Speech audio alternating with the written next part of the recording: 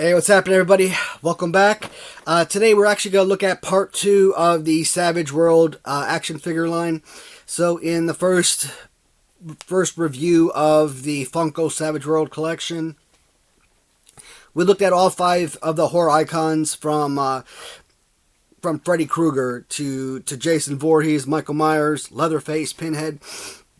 In this video, we're going to look at an absolute ton of DC Comics related characters.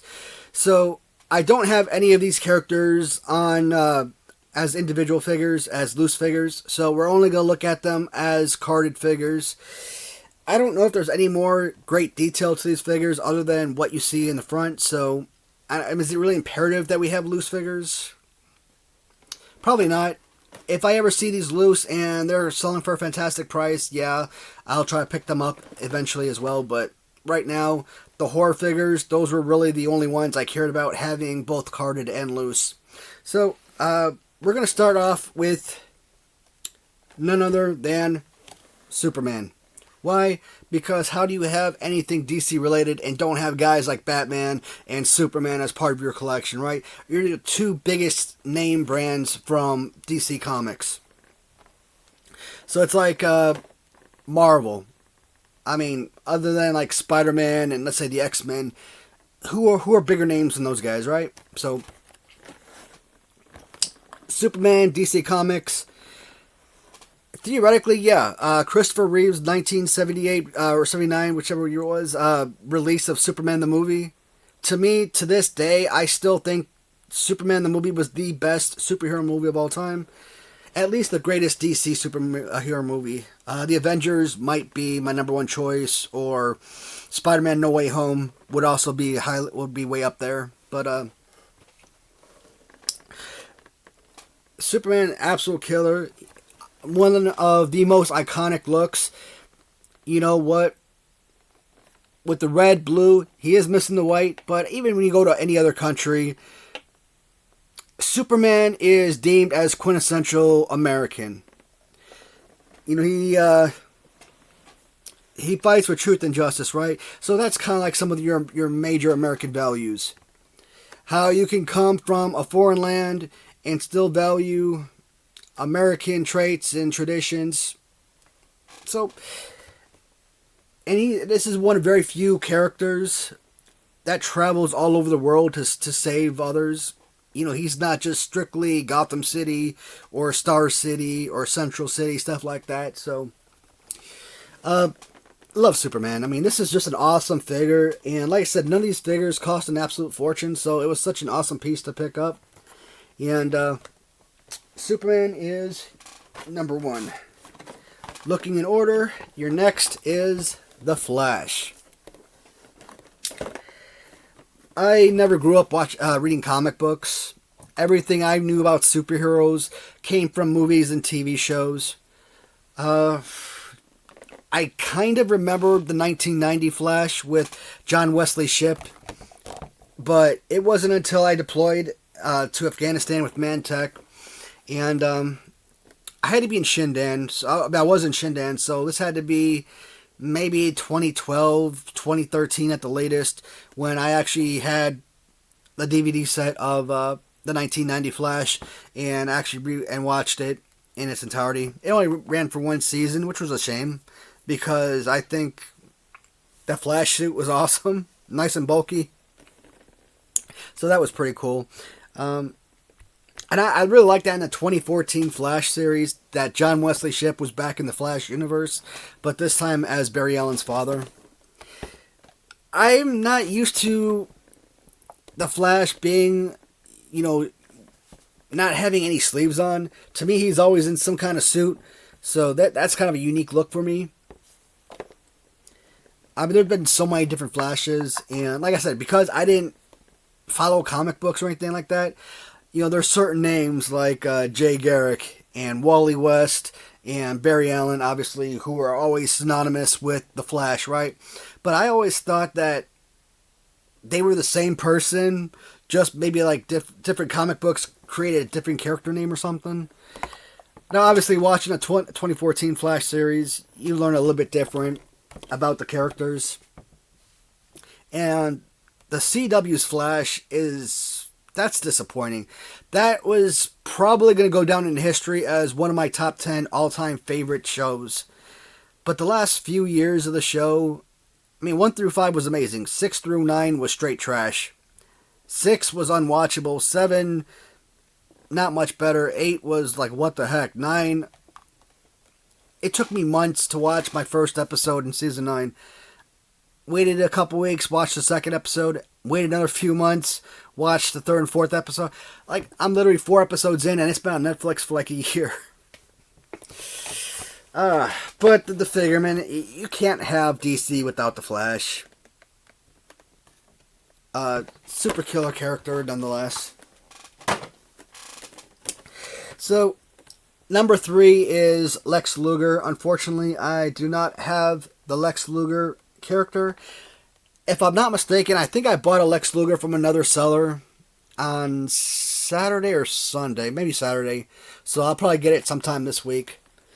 So next man up is Black Manta. Disclaimer, I've never even heard of Black Manta before. And when I saw this, I didn't even realize that he was a DC character. I bid on it only because it was one of the Savage World figures. One of the Primal Age is what they're called. So I've been calling like the horror section Savage World, which is true, and yeah, even the whatchamacallit, the Mortal Kombat characters, they don't say that on there either. But the DC Primal Age, they're all made by Funko, all 3 of these groups that we're going to be talking about. So, no major harm there. I just thought he was some kind of alien monster. I thought it looked super cool, and because I was picking up all of these type of figures, I'm like, yeah, let me go for him. I'm glad I bid on him because finding out that he's a DC character, I mean, that's huge. Last one is Bizarro. And I think Bizarro looks even more badass than the actual Superman character. Just because of the way that the body is faded and whatnot. You know, your evil Superman clone type of deal. Different Superman TV series have utilized this character in different ways. I really didn't like the Smallville version. And was Bizarro in... I don't know if he was in the new Superman and Lois show, because I've only seen season 1. I love the show. I just haven't been able to keep track of it, and now since I've stopped watching TV like that, I don't even know what's going on in the last 3 seasons of the show. Yeah, I'm going to try and give you a little bit more view of this particular figure, because it is a solid piece. Alright, so these guys, I guess, would be considered Series 2, but there's no series number listed on any of these. Yeah, so again, we're just going to go in order as they appear in the box, which is Batman. I love this Batman because I feel like this is more of your 1960s freaking, what was his name? It's West, but what West? Not Joe West. I hate when you can think of these names a million times out of a million, but then when you start talking about them, you can't remember them. Adam West. I knew it was there somewhere. This looks like the 1960s Adam West TV show of Batman version. Modern day, last 30 plus years, you know, Batman is always just straight black. So kind of see him in this getup, you know, that's really nice. Maybe in some of like the cartoons, like Justice League or something, which I don't watch any of that stuff, so I don't know. Maybe he would don these colors. I wonder if the cape is removable. It looks like, maybe. Like, when is the last time you've seen Batman don a damn sword? But I can't complain. An accessory is an accessory. It's just fun. And I don't know. If I never buy another set of these, I might be forced to take these out of the package because I really would love to have all of these kind of put together. Batman Killer. That is a character that never appeared on Smallville, which is a darn shame. Because you would think that Batman would be like one of the biggest names to bring to the show at some point. Next one is Green Lantern. So how does a ring make Green Lantern one of the most powerful superheroes in the universe? Like, I heard talk that Green Lantern was even more powerful than Superman, which I hate hearing that, because me being a Superman fan and knowing that the man possesses godlike powers, it's hard to have anybody say that anybody's more powerful than Superman in any way. That's like we were talking about the Flash. Well, the Flash is the fastest man in the universe. He's faster than Superman. At the end of the day, the Flash is human as a human being. I don't care how good his metabolism is, how fast he can run. Eventually, he will tire out. Superman is Kryptonian, and as long as he's superpowered by the sun, that man can run for eternity if he needed to. Green Lantern is an absolutely killer figure, and he's got an axe and a mace, so he doesn't even carry his Green Lantern. Part of the Lantern Corps. I only know that because of the Green Lantern movie, which wasn't any good. It was watchable, but if that was my first and only experience to Green Lantern, it would definitely ensure that it would probably be my last. Alright, after Green Lantern, we've got Aquaman. Here's the funny thing. During the era of Smallville, Justin Hartley played Oliver Queen, Green Arrow. And I don't know if it was after Smallville or... I'm thinking it had to be after Smallville. After Smallville ended, they came out with a pilot of Aquaman, and he became the new Aquaman character. And back in the day, you could actually find that episode on YouTube. And the CW decided not to pick it up. But just based on that first episode, that would have been an amazing addition. You know, pick the show up, give it like 4 episodes or something. Let's see how well it does on the network. There have been tons of shows that were canceled even before they even aired an episode. Like Swamp Thing is a perfect example. What was it, HBO Max or whatever it was? Yeah, they canceled Swamp Man or Swamp Thing, and then they aired the whole first season on their network. So you can literally put out a few episodes. If it doesn't do well, fine, get rid of it. But I think that's stupid. It's one of the reasons why I always, really appreciated the CW, because they gave their TV shows chances. You put a show like Supernatural on Fox, it probably would have ran for a season or 2 and then been canceled.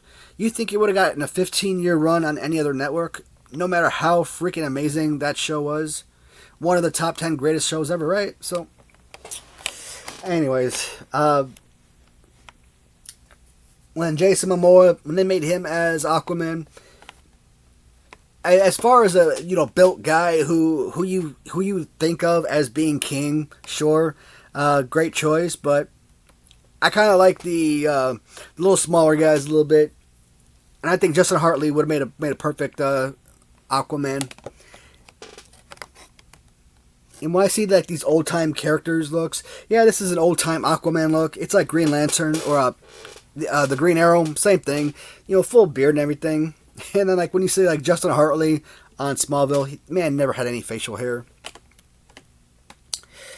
This hook. I wonder if that hook is, like, snapped on, or if that's... Yeah, that looks like it's snapped in there. But he does come with a trident. Oh, man, I can't really make out the trident on the backside, but... It's a shame, because this would be a fun figure, I think. Alright, next is Scarecrow.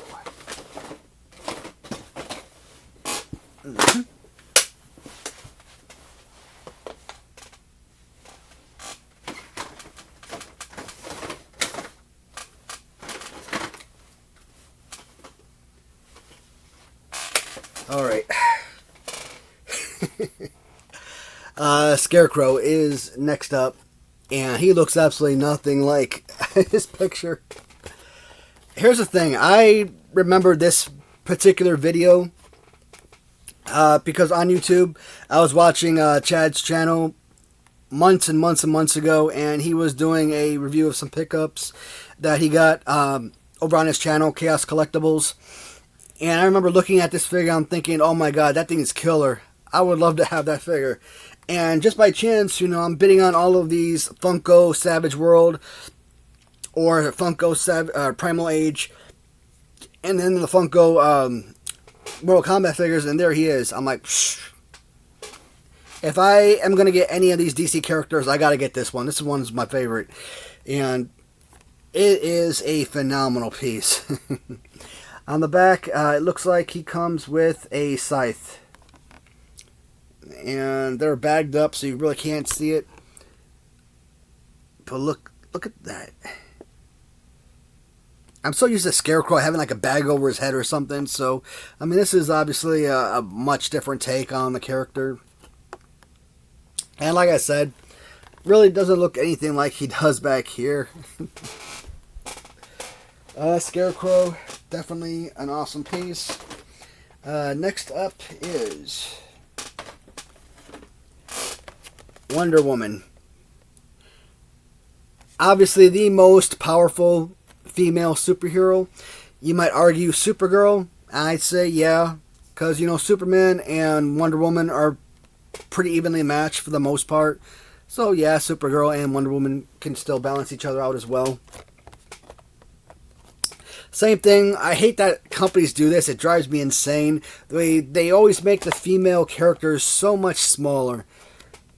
And I get it. You can't put someone who's built like The Rock and who's 6'8" and put him next to a girl that weighs 110 pounds and is 5'3" and make them the same height. But still, it's frustrating. It's really annoying that they do that, and it's distracting. And based on the feet of this character, I don't even think that she could even stand up on her own. That's another annoying aspect of a lot of the female figures.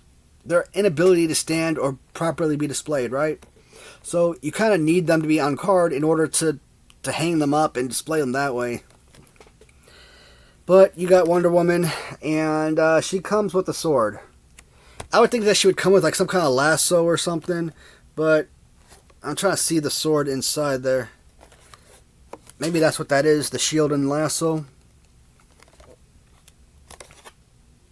It's not a bad figure. I mean, it looks fantastic. The 1970s era Wonder Woman, who was not a brain freeze. It bothers me. One of the most popular actresses to ever don the suit, and I can't remember her name. Not that I don't know who she is, I just memory loss. Alright, this one is going to be last.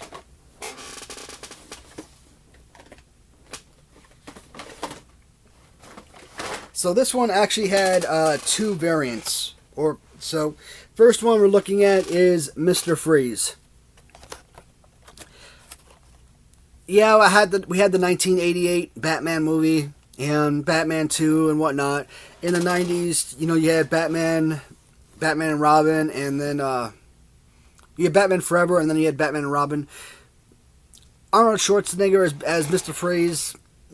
No, my Mr. Freeze was the one from Batman the Animated Series, which I think ran from like 92 to 96 or 94 to 98, something like that.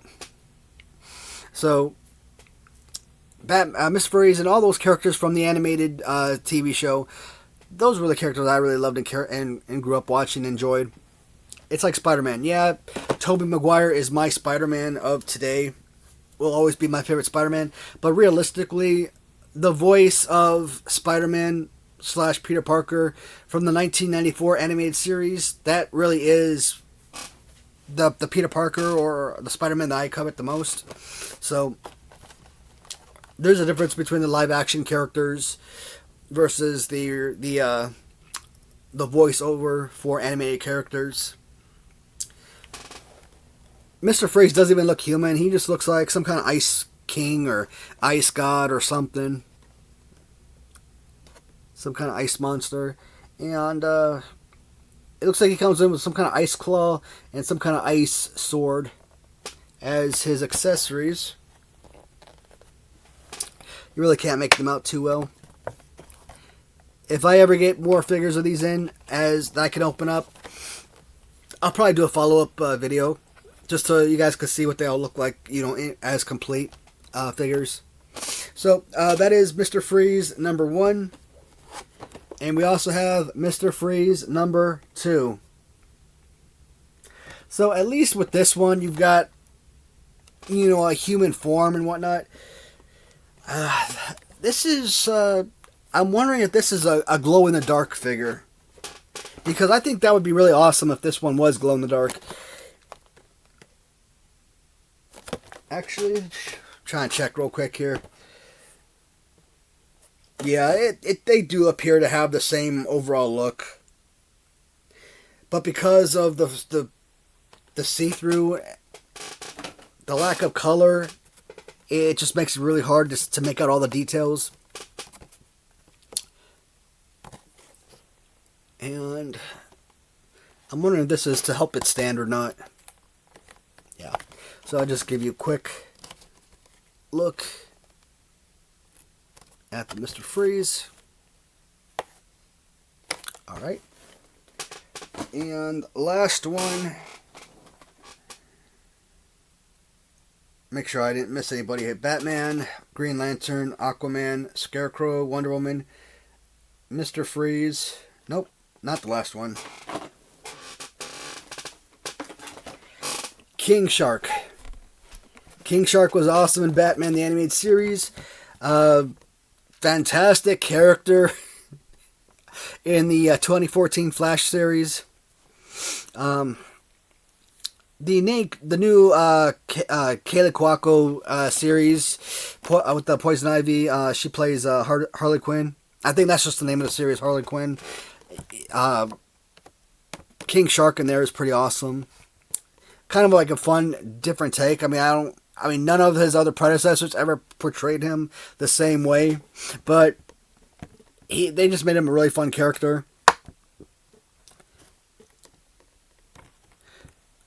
Like Killer Croc, you know, sometimes they're portrayed as humans that got into some kind of science experiment that went wrong and they turn into monsters, whereas other iterations have them as being born that way.